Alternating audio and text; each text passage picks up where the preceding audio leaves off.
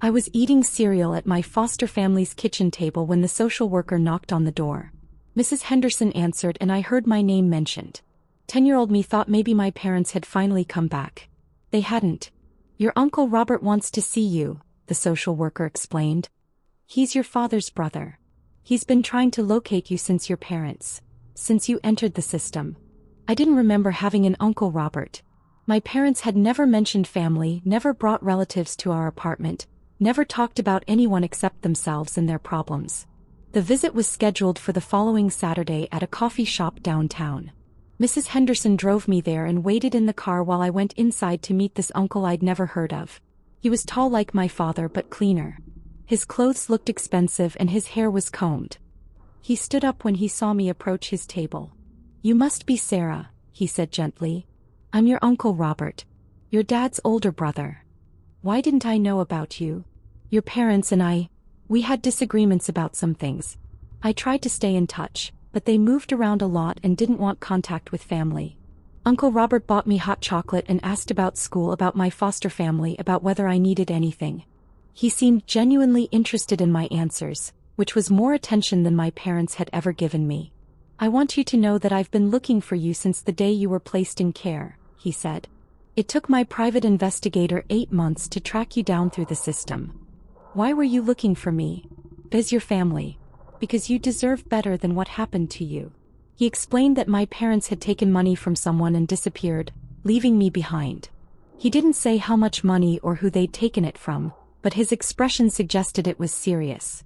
"I want to be part of your life if you'll let me," he said.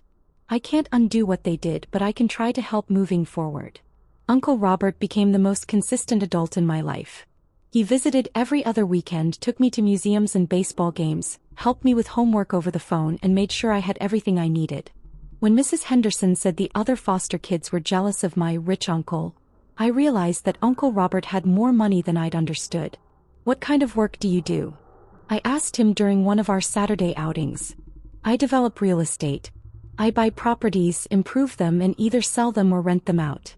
I've been lucky with my investments." "Are you rich?" "I'm comfortable," he said with a smile. "More importantly, I want to make sure you're comfortable too." When I turned 16, Uncle Robert offered to pay for private school. When I graduated high school, he covered my entire college tuition. When I wanted to go to graduate school, he insisted on paying for that too. "This is what family does," he said whenever I tried to thank him. "We take care of each other." Throughout all of this, my parents never contacted me. Not a phone call, not a letter, not even a birthday card. According to Uncle Robert, they'd moved to another state and were still having legal troubles related to whatever money they'd taken. "Do you ever hear from them?" I asked during my senior year of college. "Occasionally. They ask about you sometimes." "Do they want to see me?" Uncle Robert's expression darkened slightly. "They ask whether you've inherited anything yet." "What does that mean?" "It means their priorities haven't changed much." I didn't understand what he meant until years later. After college, I got a job at a marketing firm in Seattle.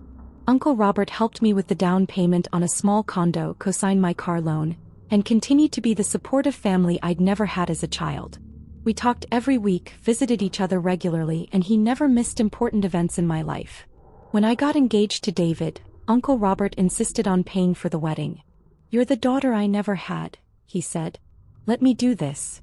The wedding was beautiful. Uncle Robert walked me down the aisle and gave a toast that made everyone cry.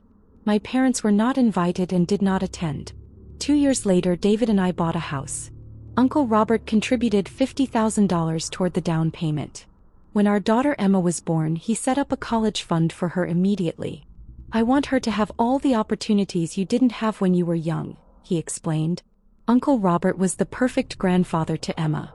He taught her to ride a bike, took her to the zoo every month, and read her bedtime stories when he visited. She adored him and he clearly adored her back. When Emma turned 5, Uncle Robert's health started declining. Diabetes complications led to kidney problems, which led to frequent hospital stays. I spent more and more time helping him manage his medical care and business affairs.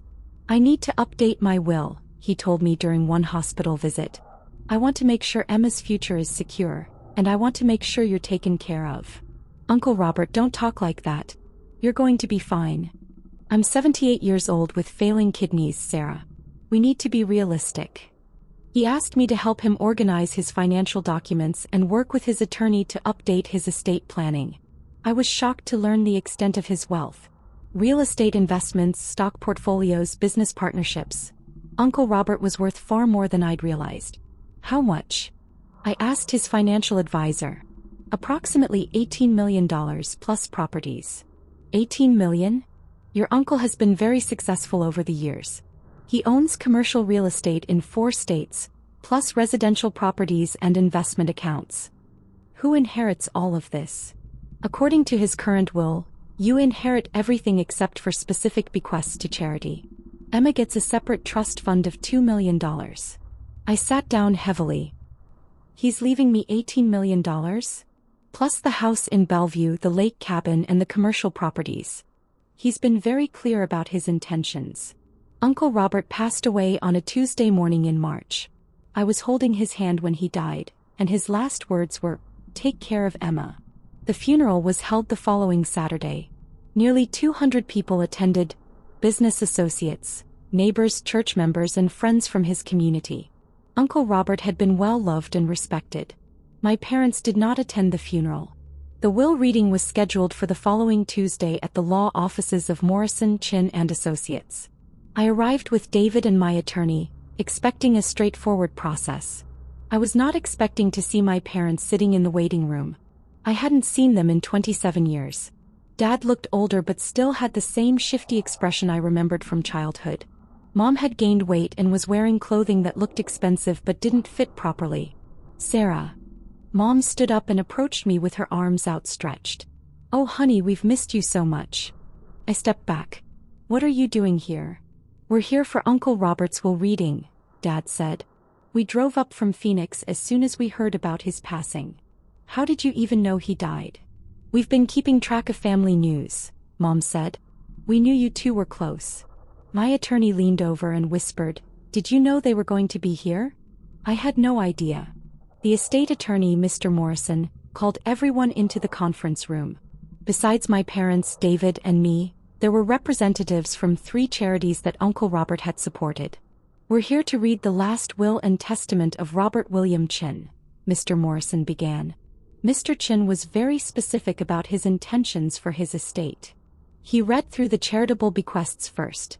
$500,000 to the Children's Hospital, $300,000 to the Diabetes Research Foundation, $200,000 to the local food bank.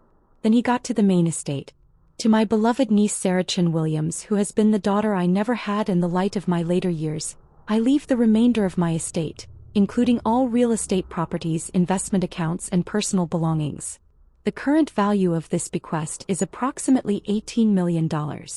My parents exchanged glances.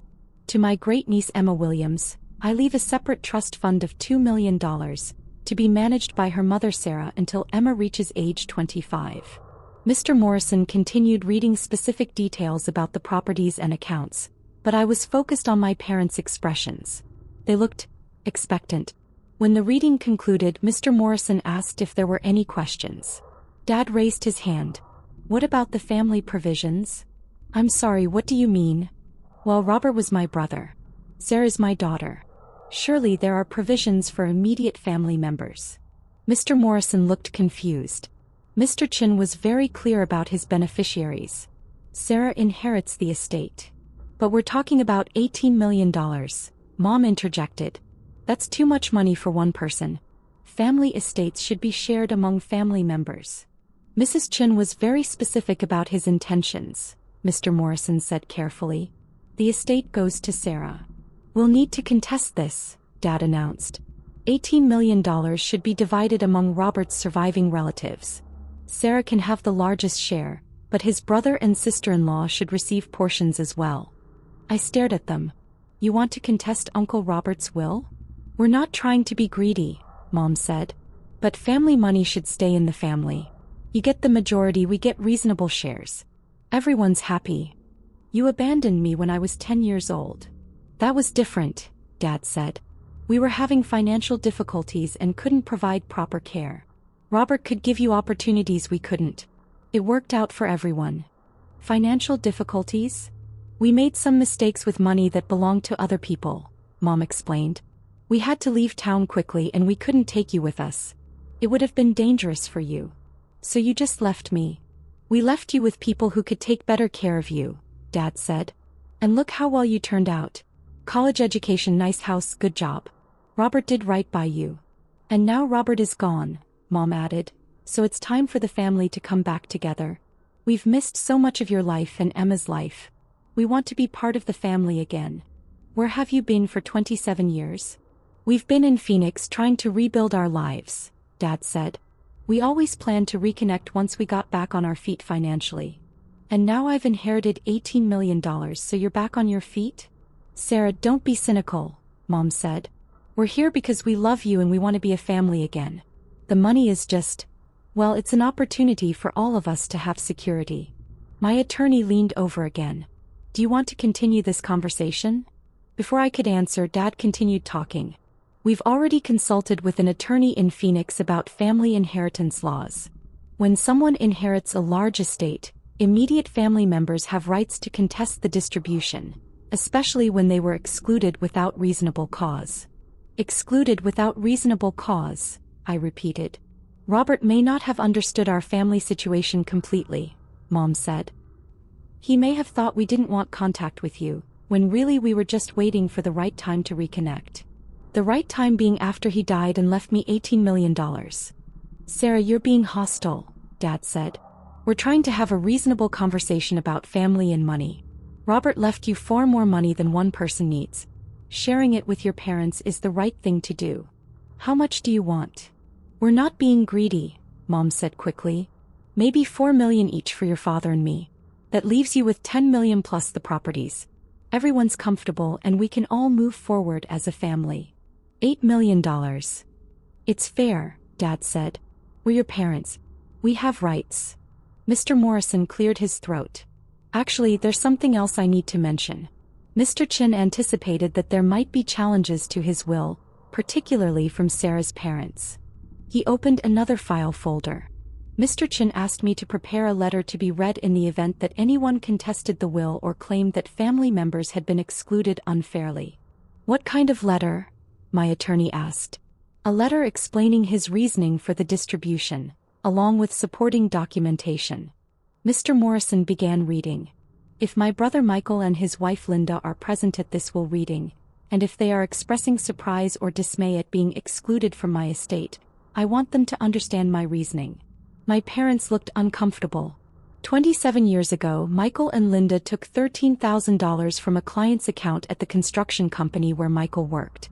When the theft was discovered, they fled the state, abandoning their 10-year-old daughter Sarah with no provision for her care. Dad's face went red. That's not exactly what happened. Mr. Morrison continued reading. They left Sarah alone in their apartment for 3 days before neighbors called social services. Sarah was found with no food, no clean clothing, and no information about where her parents had gone. We couldn't take her with us, Mom said defensively. It wasn't safe. The $13,000 they stole was meant to pay medical bills for an elderly client whose roof repairs had been completed. When Michael and Linda disappeared with the money, the client was left with unpaid medical debt and a roofing company that went bankrupt trying to cover the stolen funds. I stared at my parents. You stole money from a sick person? It was more complicated than that, Dad muttered. Mr. Morrison wasn't finished. Over the past 27 years, Michael and Linda have contacted me 4 times asking about Sarah's inheritance prospects. They have never asked about Sarah's well-being, education, or happiness. Their only inquiries have been about money. That's not true, Mom protested. I have recordings of those conversations, Mr. Morrison said calmly.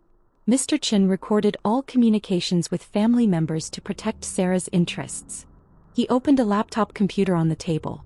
This is a conversation from 2019, approximately 2 years ago. A recording began playing. Dad's voice was clearly audible. Robert, we know you've been supporting Sarah financially. We're wondering about estate planning. If something happens to you, we want to make sure we can step in and help manage whatever inheritance she receives. Uncle Robert's voice responded. Are you asking about Sarah's well-being or about her inheritance? Both, obviously. But $18 million is a lot of money for someone with no experience managing wealth. We're her parents. We should be involved in major financial decisions. How did you know the estate was worth $18 million? Well, we've been keeping track of your business success. We're proud of what you've accomplished. Michael, you haven't spoken to your daughter in 26 years. That doesn't mean we don't love her. Family is family, Robert. Sarah needs guidance with this kind of money. The recording ended. My parents sat in silence. There are 3 more recordings, Mr. Morrison said. Each one demonstrates that your primary interest has been financial, not familial. Play another one, I said quietly. The second recording was from 2017. Mom's voice. Robert, we've been thinking about reconnecting with Sarah, but we want to make sure we approach this properly.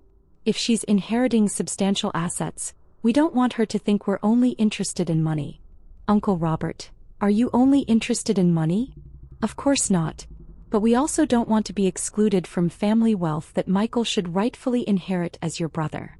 Michael forfeited any claim to family consideration when he abandoned his child. That was 25 years ago, Robert. People change. We've learned from our mistakes. What have you learned? We've learned that family is more important than money. Then why is this conversation about money instead of about Sarah? Long pause. Then Mom, well, both are important. The recording ended. There's more, Mr. Morrison said. But I think the pattern is clear. Dad stood up angrily. Those recordings were made without our consent. They're inadmissible if we contest this will. Actually, they're perfectly admissible, my attorney said. Your brother had every right to record conversations about his own estate planning. We're contesting this will, Dad announced. Sarah can keep the majority of the estate, but we deserve reasonable compensation as immediate family members. On what grounds? Mr. Morrison asked. On the grounds that we're her parents and we have legal rights to family estate assets. You surrendered your parental rights when you abandoned her. We never formally surrendered anything. We're still her legal parents. Mr. Morrison opened another file. Actually, Mr. Chin initiated legal proceedings to have your parental rights terminated in 1995, a year after you abandoned Sarah. The court granted the termination due to abandonment and failure to provide support. He handed my parents a legal document. You are not Sarah's legal parents. You have no legal relationship to her whatsoever. You have no standing to contest this will. My parents stared at the document. This is impossible, Mom said. You can't just terminate parental rights without notifying the parents. The court made extensive efforts to locate you for the proceedings. You had moved and left no forwarding address. After 6 months of unsuccessful attempts to serve you with legal papers, the court proceeded without your participation. We never knew about this, Dad said. Because you disappeared, I said quietly. You stole money and ran away, and you never looked back until you heard about an inheritance. Sarah, that's not fair, Mom said. We were young and scared and made mistakes. People deserve second chances. You've had 27 years of chances. Where were you when I graduated high school? When I got married? When Emma was born? We didn't know how to contact you. Uncle Robert was listed in the phone book. His business was listed online. You could have found me any time you wanted to. We were afraid you hated us. I didn't hate you. I didn't think about you at all.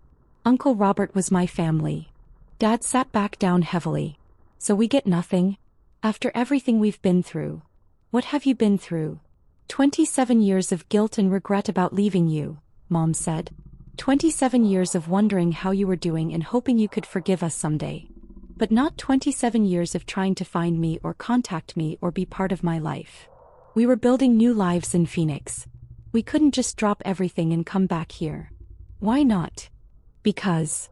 Mom looked at Dad uncertainly. Because we had legal problems here. Because people knew what we'd done. So you stayed away until Uncle Robert died and left me $18 million. The timing is coincidental, Dad said weakly. Is it? When did you first contact Mr. Morrison about the estate? Mr. Morrison checked his files. They called my office the day after Mr. Chen's obituary was published in the Seattle newspaper. The day after, I repeated. We wanted to make sure we didn't miss the funeral, Mom said quickly. But you did miss the funeral. We couldn't get flights in time. But you got flights in time for the will reading. My parents had no answer for that. We're still going to contest this, Dad said finally. $18 million is more money than anyone needs. Family should share family wealth. You're not family, I said. You're strangers who share my DNA. Sarah, please, Mom started crying. We know we made mistakes, but we're trying to make things right. This money could help us rebuild our relationship. Relationships aren't built with money. But money can remove barriers, Dad said. If we're financially secure, we can focus on being a family again instead of worrying about survival. You've been surviving fine in Phoenix for 27 years. We've been struggling. We've never recovered financially from the mistakes we made when you were young. What mistakes?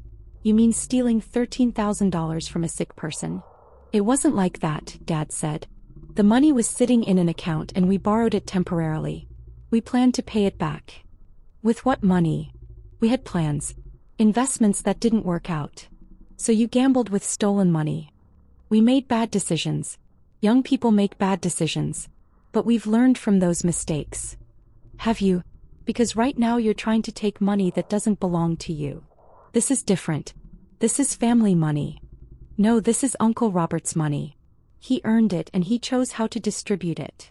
Dad stood up again. We'll see what the courts say about that. The courts will say the same thing Mr. Morrison just told you. You have no legal standing to contest this will. You're not my parents, legally or practically. We'll find a way, Mom said. $18 million is worth fighting for. And there was the truth they'd been dancing around all afternoon. You're not here because you want a relationship with me, I said. You're here because you want money. We want both, Mom insisted. No, you want money. If you wanted a relationship, you would have contacted me years ago. You would have been at my wedding. You would have sent birthday cards. You would have asked to meet your granddaughter. We can still do all of those things, Dad said. Starting now. Starting with sharing this inheritance so we can all move forward as a family. I don't want to move forward as a family with you. Sarah, please be reasonable. We're offering to share this wealth and rebuild our relationship. You get $10 million plus properties, we get financial security, and Emma gets grandparents who can contribute to her future. Emma has never needed grandparents who disappeared for money. She needs grandparents who can help pay for her education and her future, Dad said. $10 million is enough for you. $4 million each for us is reasonable. No. We'll contest the will. Go ahead. You'll lose. We'll hire the best lawyers we can find. With what money? Dad's face reddened again. We'll find a way to pay for legal representation. You'll take out loans against an inheritance you're never going to receive. Mom leaned forward desperately. Sarah, honey, please think about this practically. We're your biological parents. We have rights. Courts don't like to see family members completely excluded from large estates. You excluded yourselves when you abandoned me. We've explained the circumstances of that situation. You stole money and ran away. We made mistakes 27 years ago. How long are we supposed to pay for those mistakes? How long did you expect me to pay for them? The room went quiet. I spent 7 years in foster care because you made those mistakes, I continued. I aged out of the system at 17 with no family, no money, and no support except for Uncle Robert. I worked 2 jobs through college because I didn't want to burden him with more expenses than necessary. I've spent my entire adult life being grateful for basic family support that should have been automatic. We're sorry, Mom said quietly.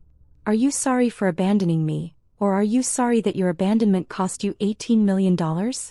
Both. That's honest at least. I stood up. Mr. Morrison, what do my parents need to do to contest this will? They would need to file a petition with the probate court within 90 days of the will being read. However, as I've explained, they have no legal standing to make such a petition. What if they find a lawyer willing to take the case anyway? Any lawyer who reviews the documentation will advise them that they have no case. Their parental rights were terminated, they have no legal relationship to the deceased, and they've been explicitly excluded from the will with clear reasoning. And if they find a lawyer willing to take a hopeless case for money? The case will be dismissed, and they'll be responsible for court costs and possibly attorney fees for the estate. I turned back to my parents. Do you understand that? If you contest this will and lose, you could end up owing money to Uncle Robert's estate. We understand the risks, Dad said. But $18 million is worth the risk.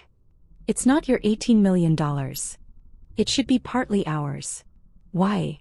Because we're family. You're not my family. You gave up that role 27 years ago. I picked up my purse and headed toward the door. David followed me. Sarah, wait, Mom called. Please don't leave like this. We can work something out. There's nothing to work out. What if we asked for less money? What if we just wanted enough to be comfortable? How much is enough to be comfortable? 2 million each? No. 1 million each? No. 500,000 each? You're negotiating for money from someone you abandoned as a child. We're trying to find a solution that works for everyone. There is no solution that works for everyone. Uncle Robert made his decision about who deserved his money. I agree with his decision. Sarah, please, Dad said. We need this. We're getting older and we don't have retirement savings. This money could make the difference between security and poverty in our old age. You should have thought about retirement savings 27 years ago. We've struggled financially ever since we left Seattle. We've never been able to get ahead. That's what happens when you steal money and run away. We've paid for our mistakes. Not as much as I paid for them. I reached the door and turned back one more time. If you contest this will, you'll lose everything you've spent on legal fees and you'll never hear from me again. If you walk away now, you'll never hear from me again anyway, but at least you won't be broke. Sarah, don't do this, Mom pleaded. We're family. Family should forgive each other. Family should also not abandon each other for money. We didn't abandon you for money. We abandoned you to protect you. You abandoned me because taking me with you would have made it harder to run away with stolen money. I walked out of the law office with David and my attorney. My parents followed us to the parking lot. Sarah, please, Mom called. Think about Emma. She deserves to know her grandparents. Emma deserves grandparents who didn't steal money from sick people and abandon their children.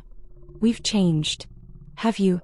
Because an hour ago you were demanding $8 million from an estate that doesn't belong to you. We were trying to be practical about family finances. You were being greedy about someone else's money. I got in my car. David got in the passenger seat.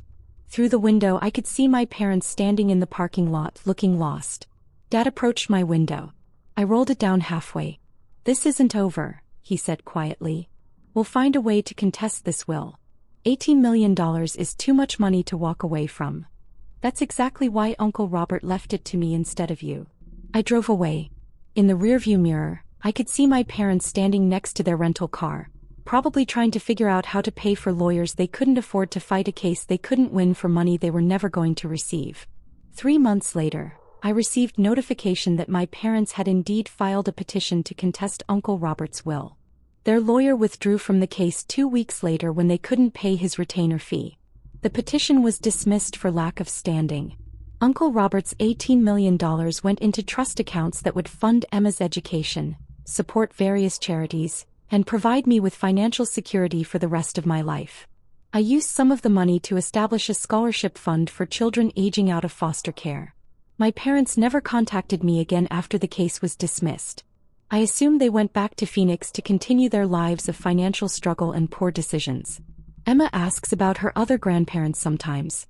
I tell her that some people make choices that prevent them from being part of family, and that the people who choose to stay and love you are the ones who matter. Uncle Robert had been right about everything. Family isn't about biology. It's about showing up, caring for each other, and putting love before money. He'd shown up for me when I needed him most.